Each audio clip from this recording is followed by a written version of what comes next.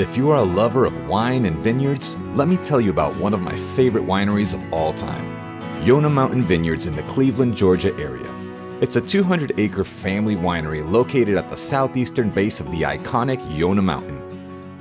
First of all, this area of Georgia is very beautiful and mountainous. It's a pleasure taking in the scenery every time I come to visit my sister who lives by the winery. Yonah Mountain got its name from the Cherokee Indians. Yonah was the word for bear, and it was also known as Bear Mountain, and this is very prevalent in the logo and decor of the winery. Rolling hills and sandy soil are the perfect setting for their 20 planted acres of mountainside vines. They produce all types of world-class wines from reds, whites, to dessert and specialty wines. I always love ordering their wine flights when I go so I can try the different varieties while taking in the scenery. They also offer some little charcuterie-style platters that pair wonderfully with their wines. I've visited Yonah Mountain Vineyards in the summertime as well as the winter and spring. And I must say, I think I like the experience even more during these cooler months, because you can sit by their fire pits outside while enjoying the picturesque rolling hills.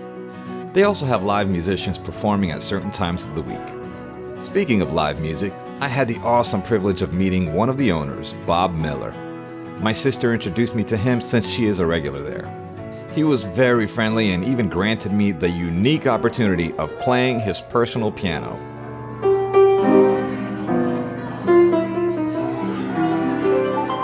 I was truly honored to play a song for him, and even more thrilled that he actually performed one of his arrangements for me. What a cool experience. He even shared with me one of their most popular wines, Totem. It is their signature Cabernet, and it was quite delicious and smooth. I asked him what's his favorite wine, and he just told me it was this, and now I see why. It's like super smooth. I love it.